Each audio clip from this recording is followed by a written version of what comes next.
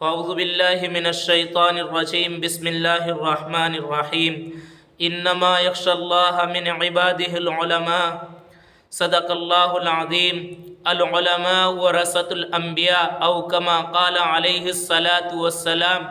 100 بار سنوارا ہے ہم نے اس ملک کے گیسوے برہم کو، یہ اہل جنوب بتلائیں گے کیا ہم نے دیا ہے اس عالم کو۔ 1601 عیسوی میں تو اور اس وقت میں جہانگیر بادشاہ ہوتا تھا اور پورے ہندوستان کی زبان فارسی تھی، اور صرف دہلی شہر کے اندر 1000 سے زائد دینی مدارس تھے۔ ان علماؤں نے اس وقت میں اپنی جان کی باجی لگا کر،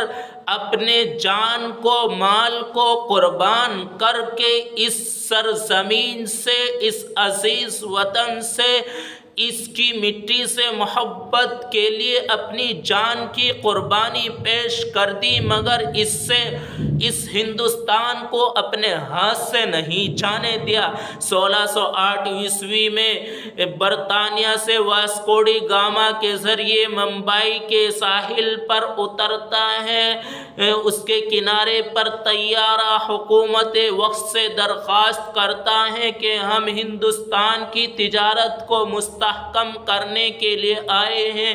مضبوط کرنے کے لیے آئے ہیں، مضبوط بنانے کے لیے آئے ہیں، ہمارا ساتھ دیا جائے، ہمارا تعاون کیا جائے، ہماری مدد کی جائے۔ حکومت وقت نے اجازت کے ساتھ ساتھ بہت ساری سہولتیں دے دی، ریاستوں کی ریاستی ان کے نام پر ہبہ کر دی۔ اس طرح 1740 عیسوی سے پہلے ہندوستان کے 4 بڑے بڑے صوبوں پر انگریز حکومت کرنے لگا۔ اس وقت میں سلطان ٹیپو شہید رحمت اللہ علیہ نے 1792 عیسوی میں انگریز کی فوج کو مقابلے کی لڑنے کی دعوت دی تھی۔ 4 میسور کی لڑائیاں لڑی تھی، وہ تنہ تنہ لڑتا رہا، اور اس انگریز نے، وہ بڑی شاطر قوم تھی، اس نے سوچا کہ ہم اس کے حملوں کو اس طرح ختم نہیں کر سکتے، بلکہ اس نے ایک چال چلی کہ اس نے میر صادق، جو سلطان ٹیپو شہید علی الرحمہ کے سپہ سالار تھے، میر صادق کو 900 مربع زمین کا لالچ دے کر خرید لیا۔ اس طرح اپنوں کی غداری کی وجہ سے 1799 عیسوی میں سلطان ٹیپو شہید رحمت اللہ علیہ کو شہید کر دیا جاتا ہے۔ وہ اس وقت میں یہ کہتا ہے کہ شیر کی ایک دن کی زندگی گیدڑ کی 100 سالہ زندگی سے بہتر ہے۔ ان کی خون پہ، ان کی لاش پر کھڑے ہو کر انگریز فوجی نے کہا تھا کہ اب اس خمار میں کہ اب ہمارے پنجے سے پنجہ ڈالنے والا کوئی طاقت، کوئی قوت، کوئی جماعت ہمارا مقابلہ کرنے والی نہیں ہے۔ اس خمار میں کہ اب ہمارے پنجے میں پنجہ ڈالنے والا کوئی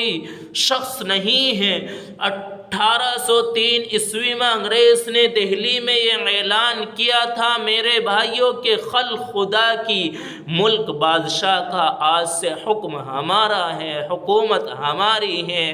برادران وطن، جس وقت میں یہ اعلان کیا تھا، اس وقت میں ہندوستان کے ایک بہت بڑے عالم دین شاہ عبدالعزیز محدث